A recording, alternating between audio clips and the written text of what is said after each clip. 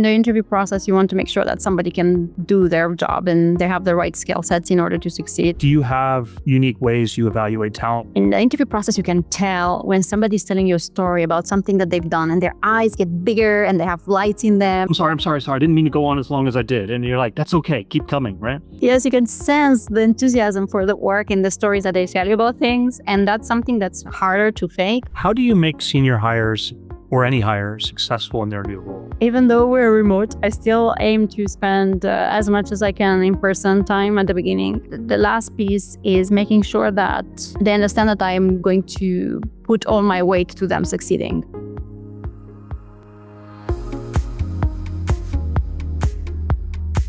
Welcome to How I Hire, the podcast where we talk with senior go-to-market leaders about how they find, vet, attract, and grow new talent.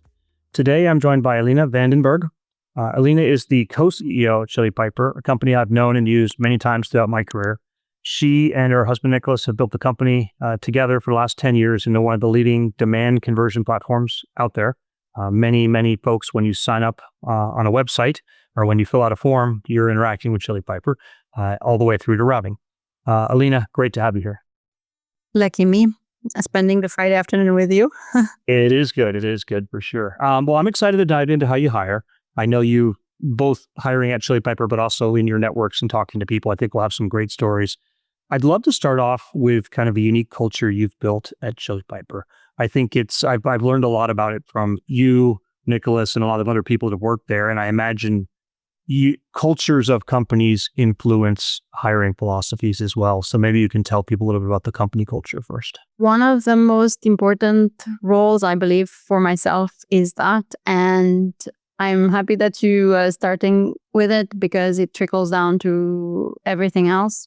Even when we were just 6 of us, I realized how important it is because every employee that interacted with our customers, with our prospects, would basically share a piece of us with the world. And if I would have just focused on delivering the best software I would have missed on the opportunity to create raving fans from our customers and from our employees. So it's something that has been dear to my heart from the beginning. I would say that each culture is very unique to the founder and what's important to the founder. And it's a lot easier if it aligns with the values that the founder has, because then you don't have to pretend that you write some values on a piece of paper on the website and then you have to keep remembering everybody of them. Whereas if you align as a founder with those and just offer yourself as a sample of how and the actions that you need to take with in front of the customers, then it's a lot easier.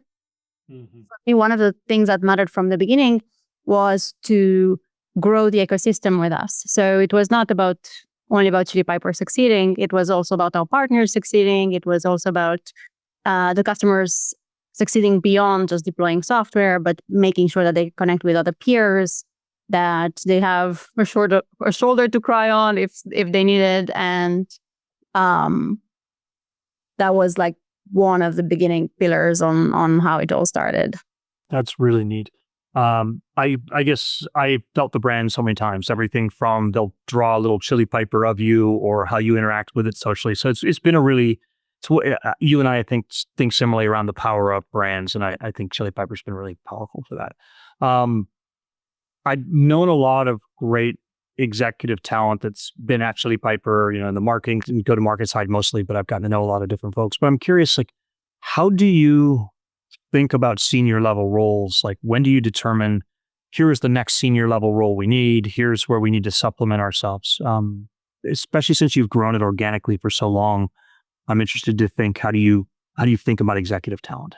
One of the things that is a bit strange in our company or unique to us is that everything that we do is very transparent. So how much cash we have in the bank, the runway, churn rates, all the numbers are publicly available to all our employees.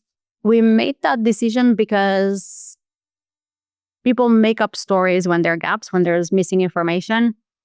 And it's a lot easier to make the right decision if you understand all the data that you're being confined around. As a result, even though So we have junior SDRs that join the company, and all of a sudden they're being overwhelmed with a lot of information, a lot of data points, a lot of decision memos, because everything is documented and transparent and all of that. I'm observing that they understand, those that survive, because not everybody survives at Chili Piper, those that survive, they can understand a lot more about the ins and the outs of how a SaaS company operates, and they get a lot more savvy around how to operate within the confinements of their role. So they get a lot faster experience than in other places. And we have many examples where an SDR grew all the way to a VP role at Chili Piper because of that exposure and an understanding of the impact, etc. And we've encouraged people to get this opportunity to be hired internally over bringing external talent and bringing external experienced executives. And that's been in the fabric of the company from the beginning. Because of this kind of exposure, a lot of former employees and alumni, they have ex-Chili Piper because they know that there's brand clout and value in that kind of experience. And that has the kind of ripple effects in the ecosystem that mean a lot to me. It did happen that we brought in external talent and it worked out, but most of it has been promotion internally. Wow, I love that. If you were to, does the transparency extend to external interviews? When do you open up the kimono to people on the numbers? So I have 2 samples of executives that came in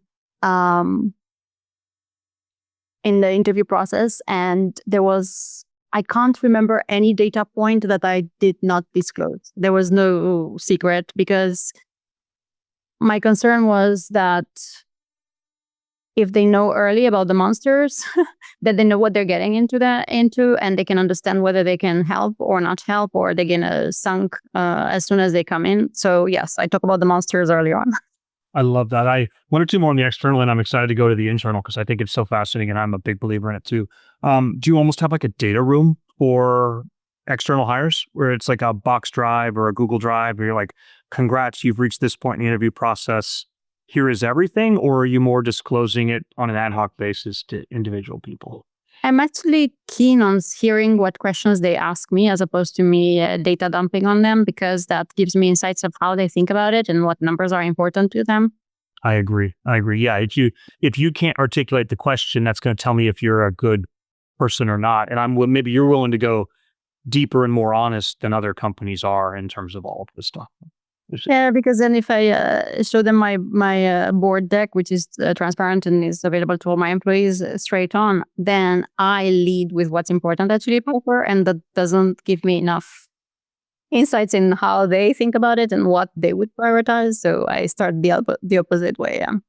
I love that. Yeah, I'm always one to spend that 1 hour to 5 hours with the candidates on what questions do you have for me, but I'm not going to lead you and lead the witness. Before we go to the internal hiring, you said those that survive. I think that's an interesting one, because wearing your culture and your values on your sleeves may help with that. But why don't you think people survive?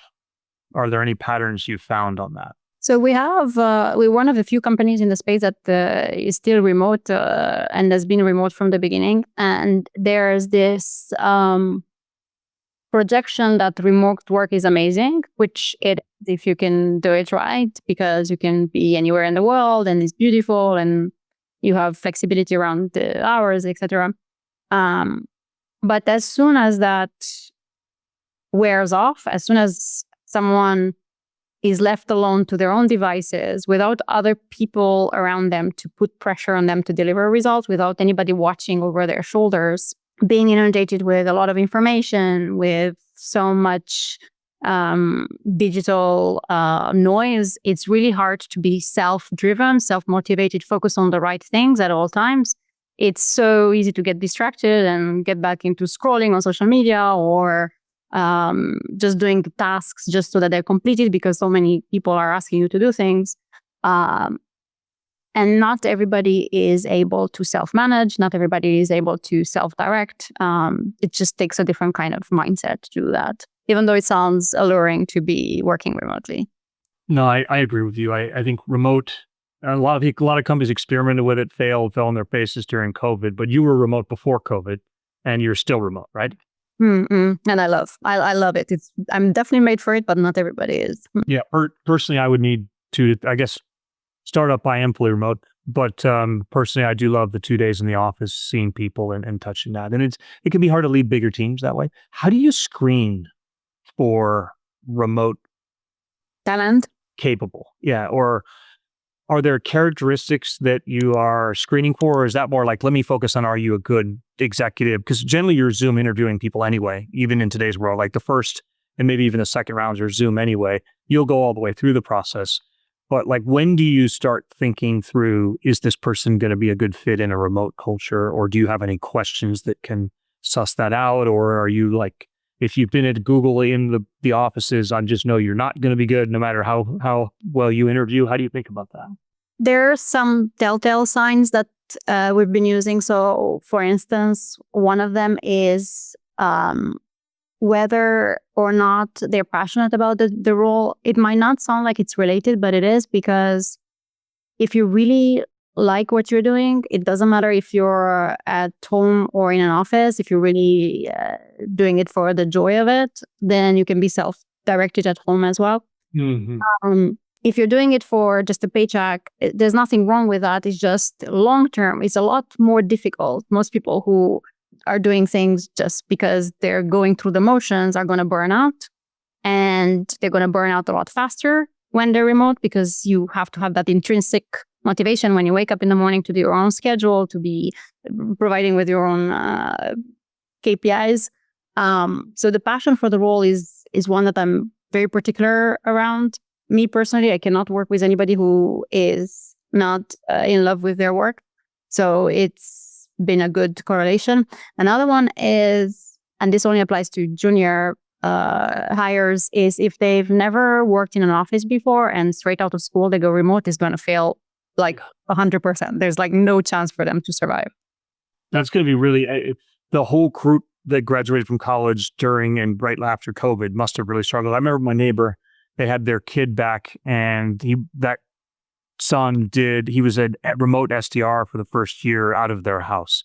I can only imagine, like, no mentor, nobody able to listen in on your calls, tap you on the shoulder saying, hey, let's take a walk or talk about how that call went. It's like none of that stuff. I would agree with. Okay, so how do you grow your own BDR, SDR, junior folks then if you're fully remote? Or you hire from other places? We don't take junior SDRs, yeah. It's people that have some experience. Makes a ton of sense. Well, now let's flip to this internal hiring. I've always been a big fan of it. It's interesting. It sounds like, so you've grown some of your executive leadership through internal hiring? How do you identify those people and nurture them, or do you have practices and philosophies around the internal hiring that help guide everything? Internal growth is super important because they will have a lot more knowledge and a lot more capacities to handle the role because they're easier to ramp, but also because we have a bit of an unorthodox approach, but the idea is that you grow people in the type of things that they're the strongest at. And the way I've been looking at it for the past year or so is that we all have electrons, so things that energize us, and then protons as well, which are things that are bringing friction, and it might be stressful, etc. But you need both. You need the electrons and the protons to create like the kind of energetic compound to make you want to work and get the results, etc. And when you pay attention to the protons, the type of thing that drain you, there has to be a distinction between things that drain you because you might have a trauma and you haven't yet broken up the trauma to be able to do that thing really well, or it's just something that the environment is driving you so that you can do more of the type of things that you love, so that you can do most of the impact in other areas. And we have coaches in the company, 3 coaches that are helping the team kind of identify what are the type of things that might be most suited for them. And we offer a lot of interesting capacity of expansion that's probably also unusual in that they can hire fractional help. Anybody in our team can hire fractional help to complement themselves into the role on the areas that they don't like as much, that they find stressful or dreading, etc. And also to bring in help around AI agents that can also help do that work. So it's AI agents plus fractional help, and you only do the type of things that you're excited about. That brings the best in everybody around, and it also allows us to see what gaps we might have on who we might want to bring in or we might want to hire to take our team to the next level. It's an unusual time, yeah. I heard a CEO quote the other day. He said, "Don't bring me." He said two people came to me. One person said, "Hey, I need another headcount for this," and the other person said, and he said, "No." And he said, one person said, "I need budget to hire AI and to build it out and to do the systems." Like, yes, of course. I think that's increasingly happening with people where it's like, can you make yourself more productive with AI and be AI native on that side? Do you screen? I mean, I know we're all trying to get to AI capable and using everything. How do you look at the talent level now of the people you're bringing into the business? Is that a requirement that they have AI fluency? From the beginning, when we started, we would test a lot in the initial stages for their tech skills, because we're so embedded in all this tech stack, and we wanted to make sure that everybody understands JSON, understands JavaScript, understands all the technical jargon, and they do that out of the get-go. So everybody's very technically capable at Chili Pipers to start with. Do that extend to like a Dan Smela or an Arthur or people that are more go-to-market? Would even people like that be technical as well too? We would still test even Arthur and Dan. We would test them on those kind of things. Even if themselves might not be tinkers and they might not be people who might QA an error on a landing page, they can still talk confidently with people who are doing this kind of work, because these are the people that are our customers and prospects. As a result, a big chunk of our workforce is already tech or tech forward. Everybody's vibe coding, everybody's playing with the systems and creating AI agents in an A10, and everybody in the company contributes to that kind of culture. So I'm probably one of the fewer founders who cares a little bit less if an executive is super in tune with the AI agents, because we already do so much that they will learn very fast. But I can imagine that in another organization must be very difficult if they don't have that kind of internal culture. Yes, I couldn't agree more. And so a lot of the people you're selling to are the RevOps people, which I think are almost the best positioned people to adopt AI, right? Because it's a lot of tinkering, trying. I would say RevOps people are configure people, not customize people. And so I think these new set of tools have really opened up many, many, many more ways to configure. Right, Whispered for a very long time was built on Andy's tinkering with AI, and now I have other people doing the tinkering for me. But I love to build V1 of these platforms all by myself. It's so much fun to tinker. Yeah, now with AI, it's so much fun. Normally, we focus on how you hire at your company, but I know you and I were talking beforehand just around like the CMO market in general. I'd be fascinated to hear your take on that space, given how many CMOs are customers of yours, friends of yours as well too. It's such a strange time. It's going to stabilize, but for now, because so many AI companies are making investors, board members, and CEOs be a lot more mindful of how they run their organizations with fewer employees, and trying to get as much as possible as many of their processes with AI agents. They're becoming a lot more reluctant to hire in a traditional sense, like the traditional organizations, especially around marketing. So on one side, I'm observing the CEOs who are looking for this unicorn CMO who understands everything about AI agents, can replace all their team with AI agents, and can orchestrate everything and still get the pipeline results. So that there's like this expectation from the CEO. And then you get CMOs who have been in a very strange industry for the past, especially in SaaS, for the past few years, where companies go bust, they get acquired and there's a mess, or they haven't yet got to market fit, even though they're blowing so much cash. And other companies who have CEOs with completely unrealistic expectations of themselves. So it's a lot of them are burned out by it. And then the CEOs are still coming up with these expectations that make no sense. A lot of CEOs are themselves burned out because there's a lot of pressure from the venture industry. So it's a bizarre. I think it's going to change in the next 2 years, but for now it's still weird. It's a weird time. And then you add to all that, SEM is more and more challenging. Email is overloaded with AI written emails, and SEO is pretty much, it's go call it 10 to 15% a year. And there's some of these companies I think about and I'm like, oh boy, those ones that were the golden child of the SEO era are really struggling right now for sure. It's a tough time for marketers.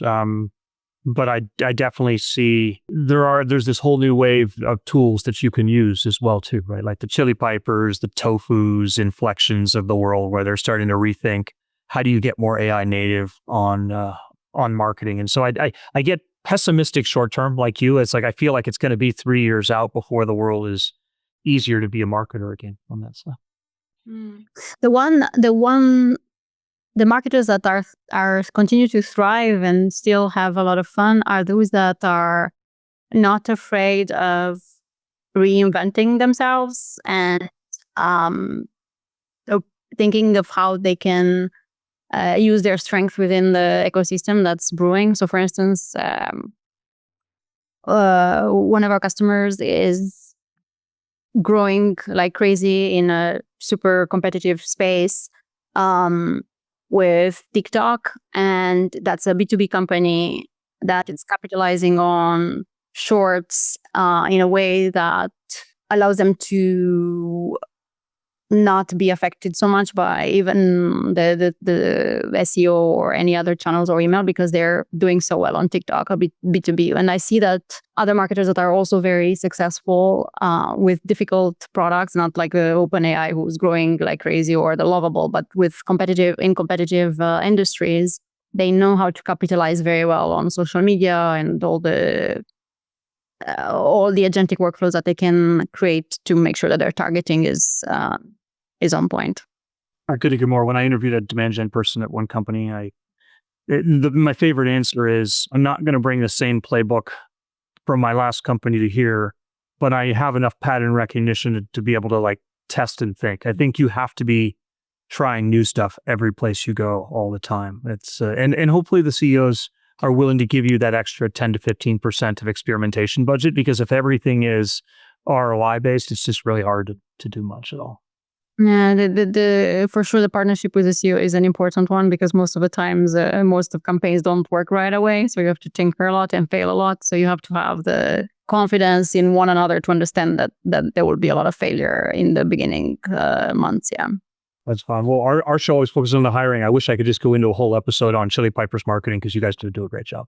But maybe let's shift over to kind of how talent finds you. I'm curious, are there ways that people can break through to get to know you, or maybe stories in the past where you noticed a candidate in a way, something creative? My best channel for hiring has been in person. And I've gone to so many industry events and I've watched so many people on stages and dinners and lunches. And I've 100% prioritized the kind of in-person interactions that showed me that the person can be candid and open-minded in that kind of setting. It's because I've prioritized a lot relationships in the ecosystem and helping the people in it. So that was something that was meaningful for me. But especially these days, as the digital channels can be complicated, in person is still a good method in my case. Yeah, it's ironic that you're remote per company, but in person is your best channel as well too. It has been from the beginning, even though we're remote. Most of our customer acquisition channel was in person. No, I agree. I mean, every time we meet, our relationship grows so much more than we could spend 10 hours on Zoom versus half an hour over a drink, and it would be so much more valuable. I'm excited that most of us are back in office. But I'm sure you have great traditions as well, too, to get the company together at certain points in time to get that in person as well. Yeah, no, it's we get together and we compete in singing, so it's a bit different, but And I would not qualify to work at Chili Pepper. No. So what? Maybe shifting over to the interview process then. Like, do you have unique ways you evaluate talent? We've talked about some of them already, but anything else stand out in your mind? so obviously in the interview process, you want to make sure that somebody can do their job and they have the right skill sets in order to succeed. And specifically in marketing, when it comes to executive hires, they have to be good at orchestration, internal relationships, and all those things. In my case, something that I've doubled down on, there are a couple of things that I've doubled down on. One, like I told you earlier, passion for the role. In the interview process, you can tell when somebody's telling you a story about something that they've done and their eyes get bigger and they have lights in them. You know that they're... Yeah, they're like, oh, I'm sorry. I didn't mean to go on as long as I did. And you're like, that's okay. Keep coming, right? Yes, you can sense the enthusiasm for the work in the stories that they tell you about things. And that's something that's harder to fake, I believe. Yeah. Another thing is I also ask them and I see if there can be honest about them, the type of things that drain them. Mm-hmm. If I notice that they bring nothing, I know that there's, or they bring fake things to just show that they brought something. Then I also know that I will not be able to work with them because I prefer to have a candid relationship from the beginning and they understand my monsters, I understand their monsters, and that's how we can decide if it's a good long-term partnership. So the genuine representation of what drains them is also very important to me. There's another piece that's probably just specific to me and something that I've observed in especially when it comes to CMOs, is that there's a level of fearlessness that is required to do the role and conviction, because you get robbed by so much of your time in so many directions. Everybody's asking you to do things. You have to get really good at saying no. Without the fearlessness that you're upsetting somebody by saying no, or the conviction that your decision is the right one and that's why you're saying no, it's really hard to break as an executive and like make meaningful change. That I'm observing that I'm curating for that more and more on the people that I'm being surrounding myself with. I don't want yes men. I want no men, no woman, to be able to prioritize the type of things that matter. I love that. The podcast we had earlier this week was saying one of the things they want is, actually they were talking about how do they know if they have successful hires. And they said, I need to see that in the first couple of weeks, they can confidently disagree with me. And if they can't, and they're just still a yes person at the end of a month, I'm doing a big timeout and asking, did we get the right hire? And I love that they're so clear in what they're looking for on that front. That's an important one for me as well. Because otherwise they just overwhelm themselves with stuff and it's a never ending. I mean, look at you and myself. At the end of the day, we have 1,000 undone tasks. But we succeeded because we were good at prioritization and saying no. It's a senior level mentality that you absolutely need. I talk to a lot of people that are directors and I'm swamped. I can't get any resources. And I'm like, I have no sympathy for that. If you can't frame to your C-level person, here are the trade-offs and here are the priorities and here's how I think we should attack them, but I'm totally okay reorienting. When you do that well, you're going to get resources. And so a lot of those people, I'm like, you're not really operating at a director level for those types of things. So that's interesting. Sure. Do you have a favorite interview question? When I ask them about what's going wrong in their Rust role and why they're looking for a change, I want to see a couple of things in their answer back. First, the honesty, because usually I can back channel and track and see exactly what is driving them. So I want to see that the reality matches their story. So the honesty piece is important to me. Then a level of ownership over the problem and understanding why they're not able to fix the problem, why they want to take a different challenge, and how they've tried to solve for it and they didn't manage because of certain circumstances. Because if you have like a blame kind of mindset and you say it's everybody's else problem, so I'm just getting out, it's very hard for me to work with that kind of mindset. I'm a lot better when people join that have tried things, they've looked at all the possible ways in which they could solve something, and afterwards they take the next level decision, which is to leave. Then the third piece that I look at when they're talking about the pull and push is compassion towards the company that they're currently employed and grace to the challenges that they have, as opposed to anger or selfish reasons. Yeah, it's a level of compassion for the company that they're leaving behind, understanding the problems that they're going through. Because I believe that the kind of people that want to leave the world behind a better place are the kind of people that can thrive at Chili Piper as well. I love that one. It's also, when they depart your company, it will almost always be on with good feelings and as a good alumni versus the bitter employee that does whatever it does. I'm always asking everybody how much. There's always a bit of running to a company and there's a bit of running from. I think you just in your own mind need to be conscious of how much is which, is in more for the candidate than for the interviewer.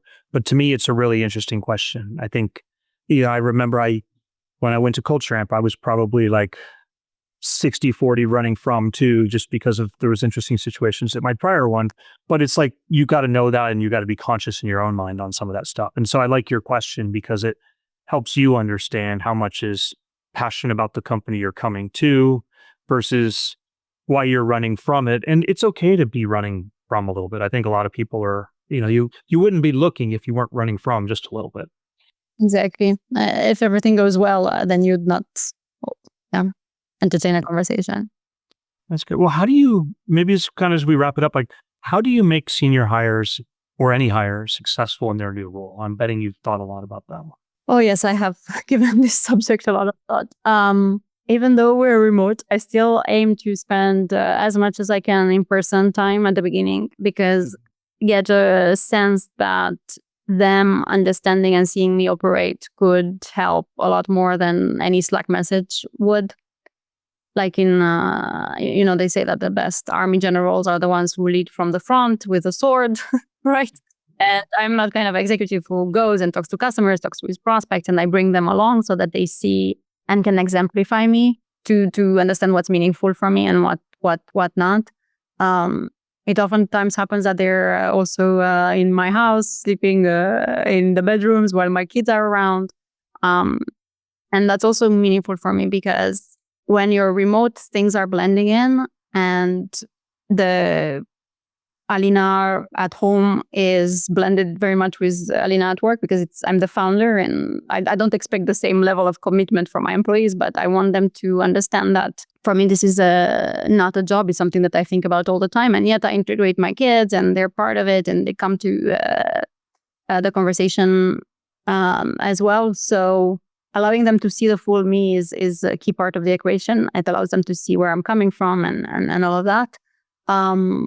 Spending a lot of time with customers is also very important for me so that they can see why our customers are happy, why they're not happy, what's going on, and what problems we have ahead. And the third piece is making sure that I can give them as much insight to the type of things that I can help them with and I can unblock for them as compared to the type of things that I can't help them with. And they might want to go to an external mentor for, or for a coach too. So kind of understanding where the gaps are.